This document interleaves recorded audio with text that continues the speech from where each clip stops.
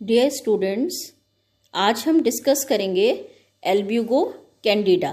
Albugo Candida fungi है और ये पेपर सेकंड आपका है माइक्रोबायोलॉजी एंड फंजाई वाला, उसका टॉपिक है एल्ब्यूगो कैंडिडा जो है वो वाइट रस्ट इन क्रूसीफर्स के अंदर सफ़ेद कीट रोग कारित करती है। अब हम आते हैं डिस्ट्रीब्यूशन पर। डिस्ट्रीब्यूशन इसका जो है वो सभी जगह होता है जहां पर भी क्रूसीफेरस क्रॉप्स जो हैं, जो फसलें हैं क्रूसीफेरी कुल की, जहां पर ग्रो करती हैं वहां पर इसके फैलने के चांसेस जो है वो अधिक रहते हैं। सिम्टम्स क्या हैं? White rust is a common but usually not serious disease. It is characterized by both local and systemic symptom expression. Local infection appears as pustules on or blisters filled with sporangia on leaves, smaller stem and floral parts. Pustules measure approximately 1 to 2 mm in diameter and are white or creamy yellow. Systemic infections results in abnormal growth, distortion and sterility of flowers or inflorescences. These abnormalities or hypertrophy are known as stag heads and consist mostly of thick-walled oospores. तो आपने देखा होगा कि जहां पर सरसों की फसल उगती है, सरसों की फसल में यह रोग कारित होता है। इसमें पत्तियों के ऊपर आपने देखा होगा कि सफेद पस्ट्यूल, सफेद चकत्ते जो हैं ऊपर बन जाते हैं। ये सफेद चकत्ते किसके होते हैं? स्पोरेंजिया होते हैं। स्पोरेंजिया के ऊपर स्पोर्स लगे रहते हैं सफेद रंग के, ये पत्ती के ऊपर बाहर निकले रहते हैं। इससे क्या होता है? यह स्पोर्स काफी मात्रा में फैल जाते हैं और पत्ती की सतह जैसे कोई पाउडर लगा रखा है या क्रीमी येलो या वाइट कलर की हो जाती है। इस इन्फेक्शन से पौधे की जो ग्रोथ है, जो वृद्धि है, वो कैसी हो जाती है? टेढ़ी मेढ़ी सी, डिस्टॉर्टेड हो जाती है और जो फूल हैं उनमें स्टेरिलिटी आ जाती है, जिससे वो पॉलिनेशन करने के काम में या फर्टिलाइजेशन वगैरह उनमें नहीं हो पाता है और इस कारण से उसमें क्या होता है? सरसों के दाने भी नहीं बनते हैं और यह जो अवस्था है यह हाइपरट्रॉफी कहलाती है। बायोलॉजी क्या है इसकी? To date 7 distinct Albugo candida races are known based on susceptibility to 7 different host species, with each species susceptible to its own specific race. Young seedlings without fully expanded cotyledons usually are susceptible to all races, while older plants usually are race specific. Most of the Albugo candida races have a broad host range. In a study in which 115 varieties of 10 Brassica species were inoculated with Albugo candida race 1 from Raphanus sativus and 2 isolated from B. junecia. All varieties but one showed some degree of susceptibility to one or both races. Cultivars within species varied in susceptibility to both pathogenic races. तो यहाँ पर Albugo Candida की जो races हैं वो एक तो जो रेस 1 थी वो रेफेनस सेटाइबस यानी मूली से प्राप्त हुई थी और जो दूसरी रेस थी वो ब्रासिका जुनेशिया से प्राप्त हुई थी। तो ये जो है इसकी बायोलॉजी है। अब आते हैं हम स्पोरेंजियल जर्मिनेशन पर।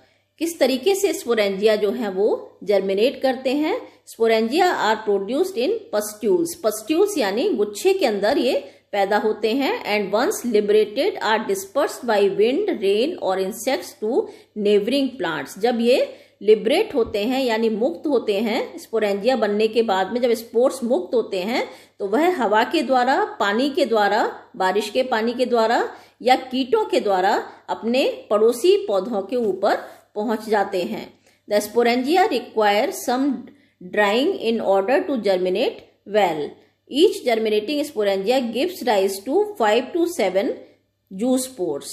तो जब ये जर्मिनेट करते हैं तो स्पोरेंजियम जो है वो 5 से 7 जूस्पोर्स जो है वह प्रोड्यूस करती है।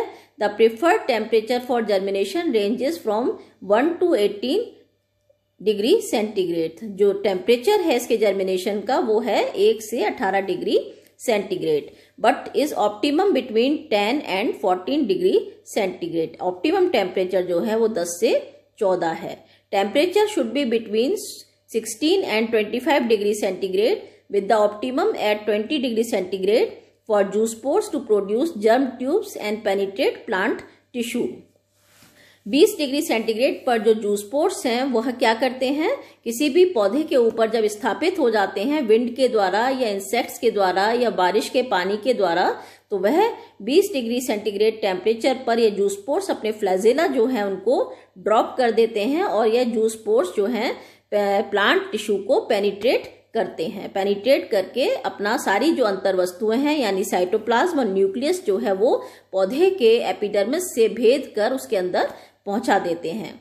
The moisture necessary for zoospore activity is ideal when in the form of heavy due और फॉग और during periods of extended rainfall and lower temperature. तो जब टेम्परेचर जो है कम होता है और मॉइस्चर अधिक होता है तो जूस्पोर्स एक्टिविटी जो है वो अपना पीक पर होती है इन्फेक्शन करने के लिए। When systemic infection of inflorescences occurs, stag heads containing numerous thick-walled oospores are produced, resulting in serious losses in seed yield. Formation of stag heads is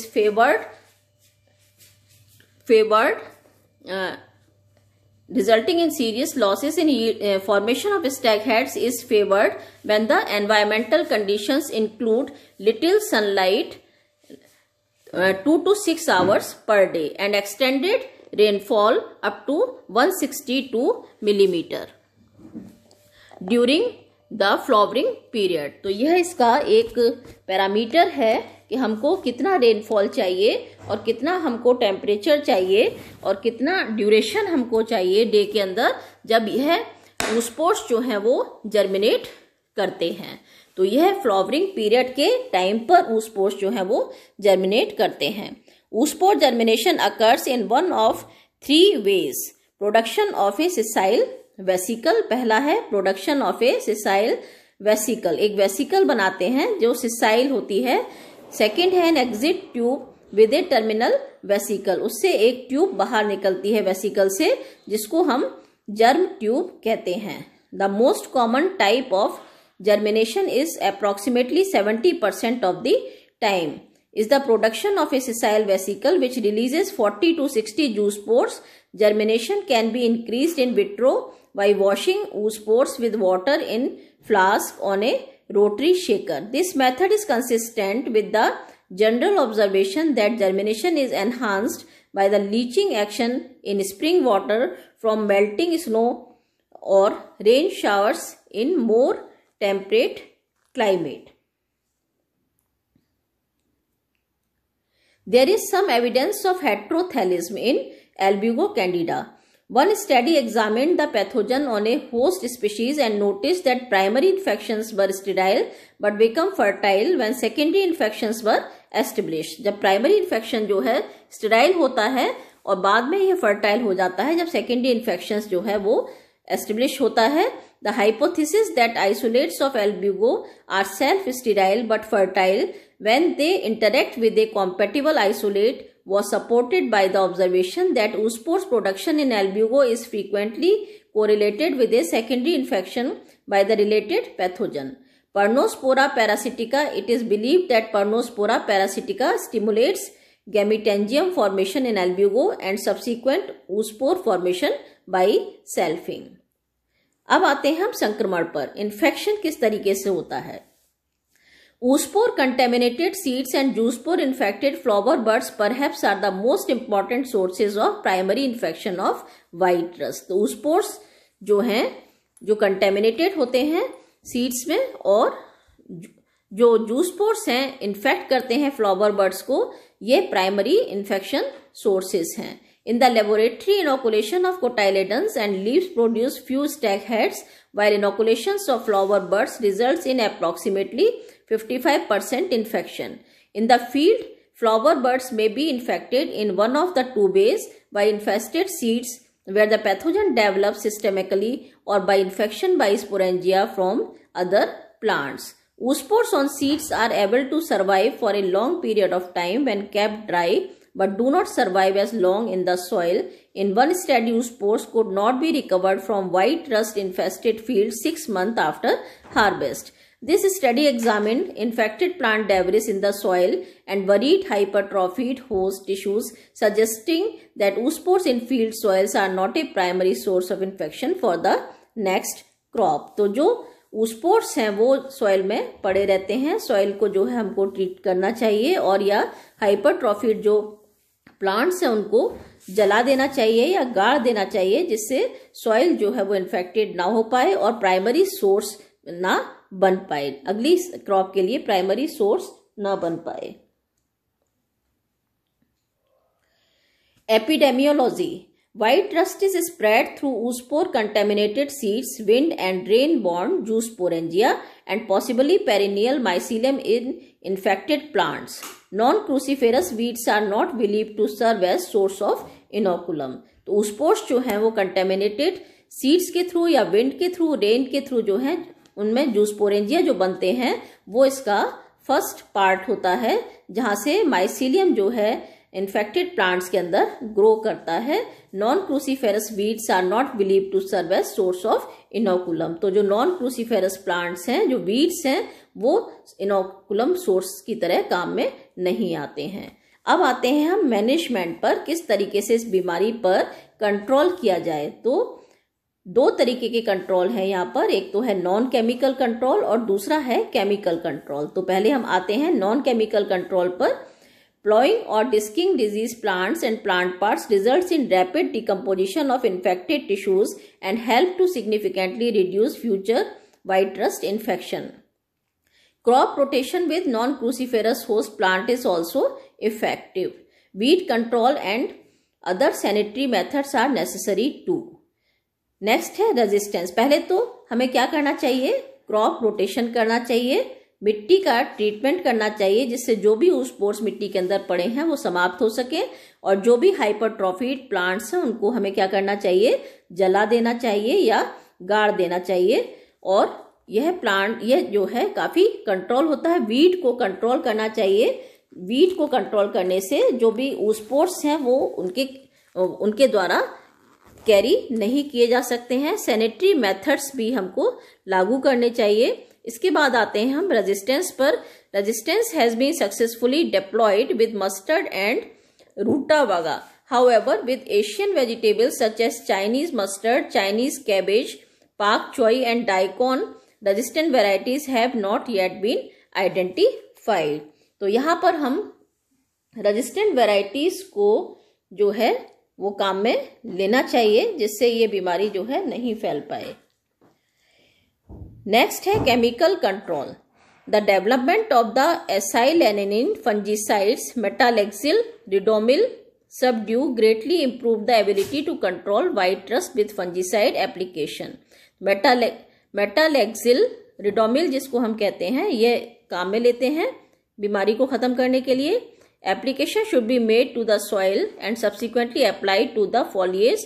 Frequency of application would vary according to the length of the crop. तो 1 से 2 foliar applications जो है वो की जाती हैं इसमें, with the possibility of developing fungicide tolerant pathogens strain associated with metalaxyl. Grower should consider using Ridomil MZ58 formulation with foliar fungicide applications. This formulation adds a second fungicide to the tank mix. Older fungicide used but less effective for white rust control include Dithane Z78, Bilitox, wettable sulfur, fixed copper compounds, Bordeaux mixture, chlorothalonil, Captofol, Captain, Dodine, Mancozeb, Matiram and Manev and Genev are the important fungicides which are used for the control of the white rust of crucifers. यह references हैं जो इस topic को तैयार करने में लिए गए हैं, और इसके साथ ही ये टॉपिक समाप्त होता है। Thank you.